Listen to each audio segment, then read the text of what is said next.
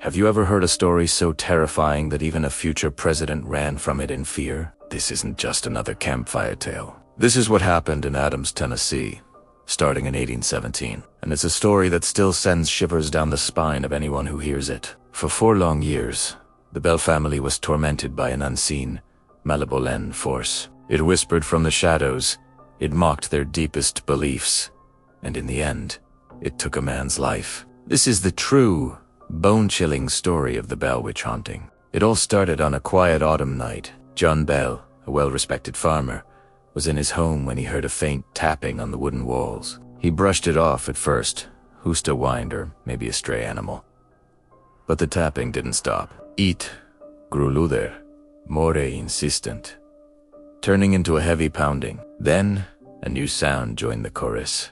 A long, dragging scratch, as if something was clawing its way under the floorboards. The family would search, lifting mattresses, checking under furniture, but there was never anything there. Yet the sound would move, as if an invisible creature was crawling just beneath their feet. Soon, the strange noises evolved. The family began to hear a woman's voice, singing softly in the dead of night. Betsy Bell, John's young daughter, started feeling a cold, damp breath on her face as she lay in bed. The terror escalated one night when Lucy Bell, John's wife, desperately prayed out loud for relief.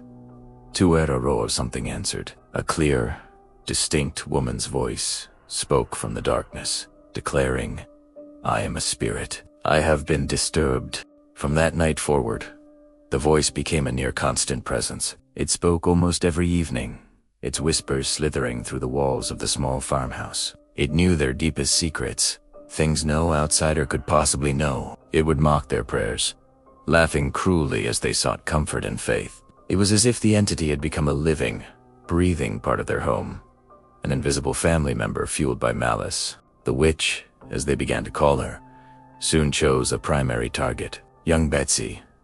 The torment she endured was both physical and psychological. Unseen hands would yank her hair, pulling it so hard it stood straight up in the air. She would wake up covered in inexplicable red marks and bruises, as if she'd been beaten in her sleep. Terrified neighbors rushed to the Bell home to help, to witness what was happening. They watched in utter shock as Betsy was suddenly lifted into the air and thrown across the room by a force none of them could see.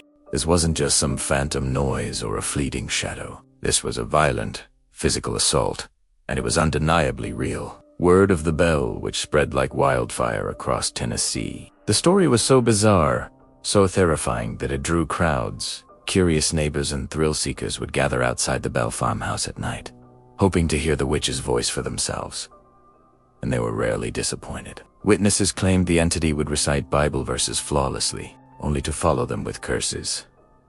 It sang old, forgotten hymns in a beautiful, haunting voice, and then it would reveal the most private, embarrassing secrets of the people gathered outside. Some reported seeing dark, fleeting shadows moving through the fog that often settled around the property. Others were so terrified by what they experienced that they swore never to set foot near the Bell farm again. The haunting had become a local legend, a spectacle of supernatural terror. In 1819, the story reached a man of great renown, General Andrew Jackson, the hero of the Battle of New Orleans and a future president of the United States. Intrigued and skeptical, he gathered a group of his men and set out for the Bell farm to investigate. His soldiers, tough and battle-hardened, laughed at the local superstitions, boasting they could handle any spook. Their bravado didn't last long.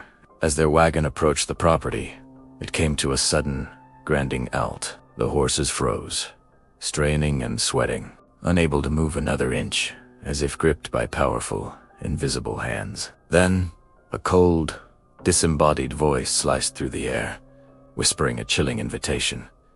"You may enter, but you will never leave." That night, Jackson and his men experienced the full force of the entity's power. One of his most boastful men, a self-proclaimed witch tamer, was slapped, pinched, and pulled by his nose until he screamed for mercy. Other soldiers had their blankets violently ripped from their beds. The witch whispered their personal secrets and past misdeeds into the darkness, turning their own minds against them. By the time the sun rose, the brave general and his men had had enough. They fled the farm, and Andrew Jackson would later be quoted as saying, "I would rather face the entire British Army than spend another night with the Bell Witch." As the haunting dragged on, the witch's cruelty focused intensely on the patriarch of the family, John Bell.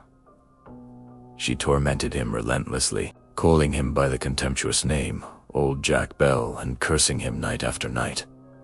His health began to rapidly decline. He suffered from seizures, grew weak and confused, and eventually had trouble even speaking. The family watched helplessly as he wasted away. Then, on a cold morning in December 1820, a family member found John unconscious in his bed. Beside him was a small, strange-looking black vial that no one had seen before. Suspicious, they tested a single drop of the dark liquid on the family cat. The animal died almost instantly. At that moment, the witch's voice echoed through the house, hissing with triumph. "I gave old Jack a dose of that last night. He'll never wake again." John Bell died that day. The official cause was a mystery, but the family knew the truth. The witch's cruelty didn't end with his death. During John Bell's funeral, as mourners gathered to pray and pay their respects, a loud, mocking laugh erupted, echoing eerily through the cemetery. It seemed to come from everywhere and nowhere at once.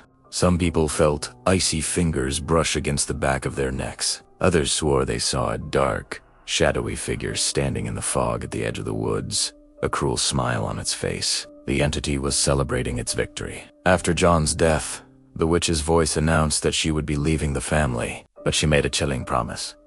She would return in 7 years. And she was true to her word. In 1828, she reappeared, primarily to John Bell Jr. She spoke with him, discussing the past and making predictions about the future. And then, as suddenly as she arrived, she vanished again, promising to return one more time, many generations later. Today, not far from the original Bell farm, there is a cave. Local legend says this was the witch's hiding place, her earthly domain. It's a place that still carries a heavy, oppressive atmosphere. Visitors to the Bell Witch Cave have reported a wide range of unnerving experiences. They hear disembodied whispering and what sounds like someone breathing right next to them in a completely empty chamber. Some have felt a cold, firm hand grab their wrist in the pitch-black darkness. Modern paranormal investigators have captured audio recordings, known Hassie, where a woman's voice can be clearly heard saying 2 chilling words: "Get out." The story of the Bell, which is more than a ghost story. It is the only haunting in American history officially recognized by a state, and it is a case where the entity's actions allegedly led directly to a person's death. The question remains, what was this force? A disturbed spirit? A curse? Or something else entirely? To this day, the Bell Witch Cave remains a focal point of fear and mystery, a dark corner of American folklore.